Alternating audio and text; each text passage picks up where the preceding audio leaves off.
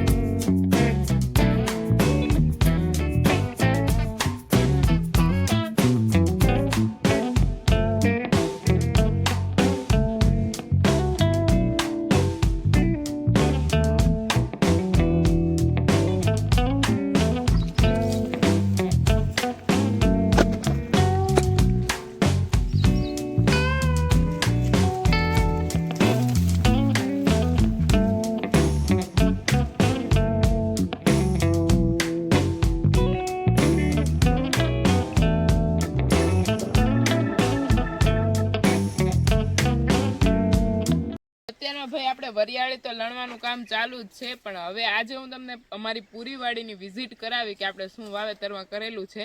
તો પહેલેથી આપણે સ્ટાર્ટ કરીશું તો થ્રુ લાસ્ટ સુધી હું તમને બતાવીશ કે કયો કયો પાક કરેલો છે તે। તો અત્યારમાં આપણે આવી ગયા છીએ આપણી વાડીના સ્ટાર્ટિંગમાં। તો સૌથી પહેલા કરેલો છે અહીંયા ગાયોનો સારો, અને આ બધું સારાનું વાવેતર કરેલું છે પાસ્તર, અને અહીંયા પહેલા તો કપાસ, અને પછી આપણે કપાસનું વાવેતર લઈ અને કર્યો છે સારો, અને સારાની બાદ આપણે કરેલા છે તલ। તો ચાલો હું તમને આગળ બતાવીશ તલ। તો સારાની એક્ઝેક્ટ બાજુમાંથી સ્ટાર્ટિંગ થાય છે આપણા તલ। તો અહીંયા આપણે કરેલા છે કાળા અથવા તો ધોળા, એ બંને તલ મિક્સમાં કરેલા છે। તો જો અહીંયા ઓર્ગેનિક આપણા તલ છે, અને તલનું નિંદામણ પણ થઈ ગયું છે, અને જો આપણે 1.5 વીઘા જેવા કરેલા છે તલ।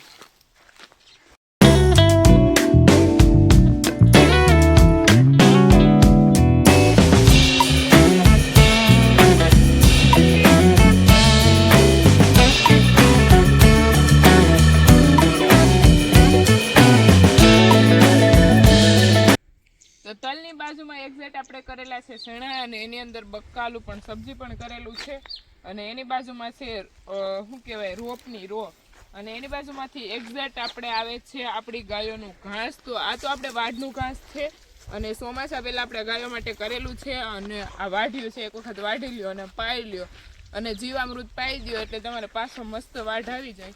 અને આ છે આપણી ગાયો માટે નિરણ કરવા માટે કરેલું ઘાસ વાઢનું। ઘાસ બાદ આવે છે આપણા રીંગણ, અને એ પણ ઓર્ગેનિક આપણે કરેલા છે, અને જો અહીંયા ઈ રો છે આખી જે સબ્જી માટે આપણે કરેલી હતી એ।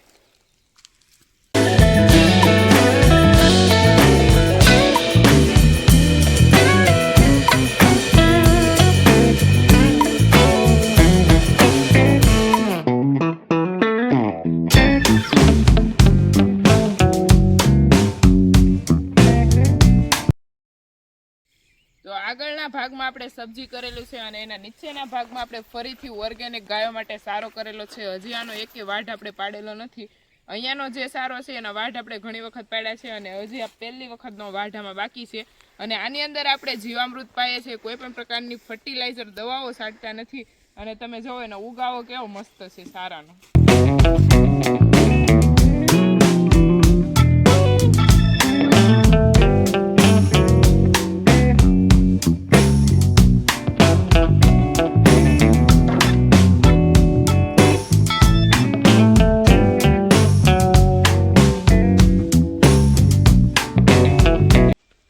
અત્યારમાં સ્ટાર્ટ થાય છે આપણો ગૌશાળાનો એરિયો। તો અહીંયા જો આપણે હજી થોડીક સબ્જી આપણા માટે કરેલી છે, અને અહીંયા બધી ગાયોને છૂટી બાંધીએ છીએ, અને એની બાજુમાં એક્ઝેક્ટ આપણી ગૌશાળા બનાવેલ છે, જે રાતના સમયે આપણે બધી ગાયોને અંદર લઈ લઈએ છીએ। અને એની બાજુમાં પાછું ફરીથી સ્ટાર્ટ થાય છે આપણું થોડુંક એવું જે આપણે શું કહેવાય ફ્રૂટ કરેલું છે એ, અને ઘાસ કરેલું છે તે। ચલો તો હું તમને આગળ બતાવીશ। ગૌશાળાની એક્ઝેક્ટ બાજુમાં આપણું સ્ટાર્ટ થાય છે ફ્રૂટ। તો પેલું ફ્રૂટ છે આપણા પોપૈયા। આ સાઈડ આપણે કરેલું છે બધી ગાયો માટે પેલું જે ઘાસ કર્યું હતું એ નેપિયર, અને પછી આગળ જે આપણા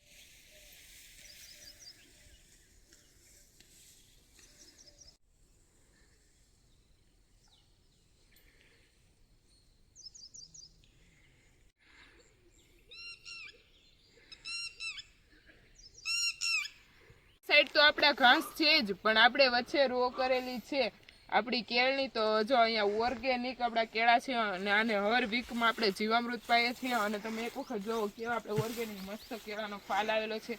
અને એની વચ્ચે જ આપણે પોપૈયાનું પણ વૃક્ષ છે, એવું તમે બતાવ્યું. એમાં પોપૈયા જો તમે એકદમ. અને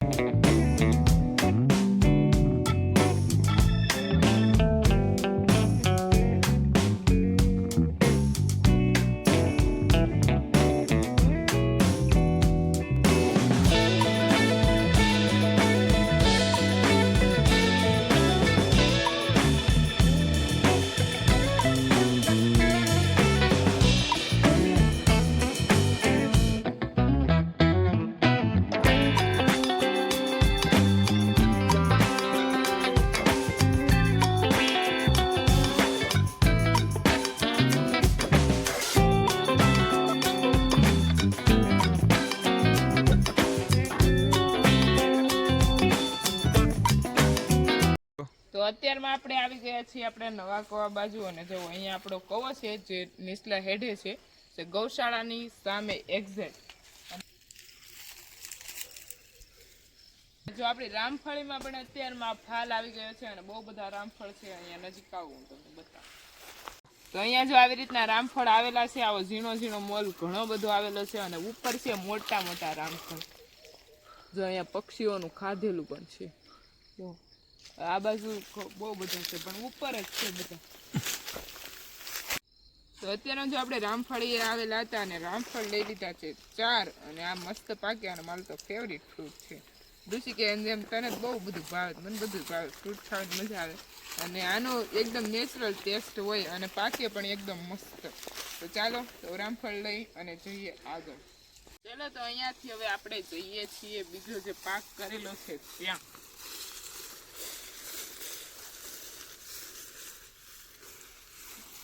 ચલો તો ગૌશાળાની એક્ઝેક્ટ બહાર આવતા સ્ટાર્ટિંગ થાય છે આપણી ડુંગળીનો કાંજીનો રોપ. તો અહીંયા આપણે એક્ઝેક્ટ કરેલો છે ઘાસ, પછી આવે છે આપણો કાંજીનો રોપ.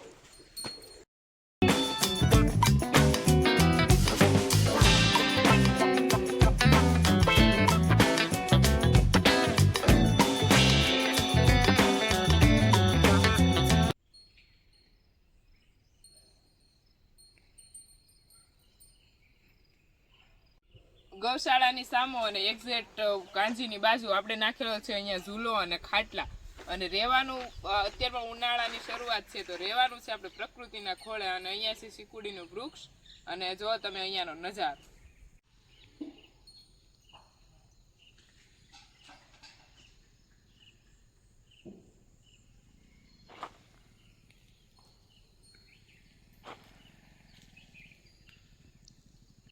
કાંજીની બાજુમાંથી જ શરૂઆત થાય છે આપણી બાજરીની. અને જોઈ શકો છો તમે બાજરી અત્યારમાં શિયાળુ બાજરી.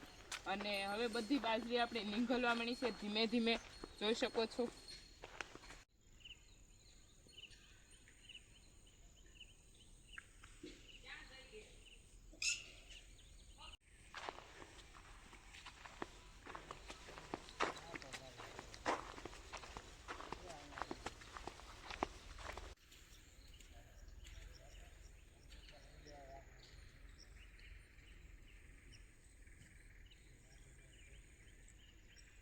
અહીંયા બાજરી પૂરી થયા બાદ પાછો આપણે કરેલો છે પાસ્તર સારો. તો જો સારો અત્યારમાં આવો નીંગલવાની ફૂલ તૈયારીમાં છે.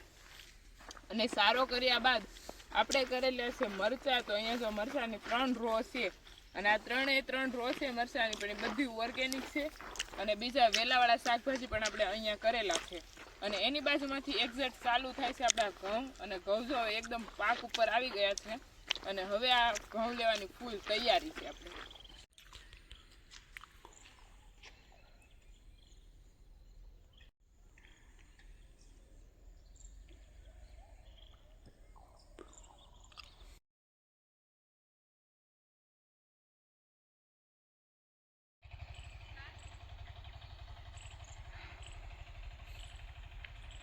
જો ગાયોને આપણો સારો ભરી અને પ્રકાશભાઈ અને ગોવાળભાઈ આવી રહ્યા છે. અને આપણો સારો જે લીલો છે એ જ આપણે ગાયોને સારીએ છીએ અત્યારમાં. અને જો આવી રહ્યું છે આપણું ટ્રેક્ટર.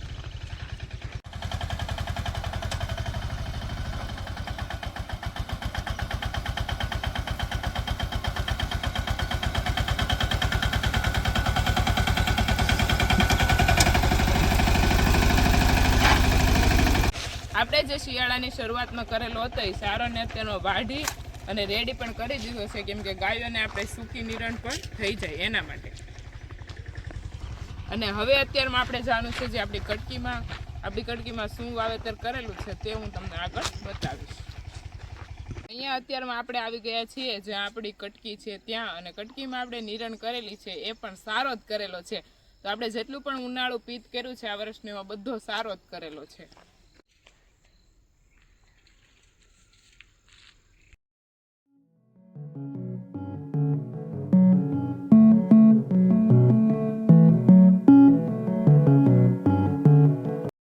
અત્યારમાં જો આપણે ફૂલવાડીની તમને લોકોને વિઝિટ કરાવી દીધી છે, અને તમને લોકોને કેવી લાગી અમારી વાડી અને ગૌશાળા તે કોમેન્ટ કરી અને જણાવજો. અને અહીંયાનો બ્લોગ આપણે અહીંયા જ એન્ડ કરીએ. કાલે મળીએ નવા બ્લોગ સાથે. જે લોકો મારી ચેનલ પર ન હોય તે લાઇક, શેર એન્ડ સબસ્ક્રાઈબ કરવાનું ભૂલતા નહીં. Bye bye. જય મા મોગલ. હર હર મહાદેવ.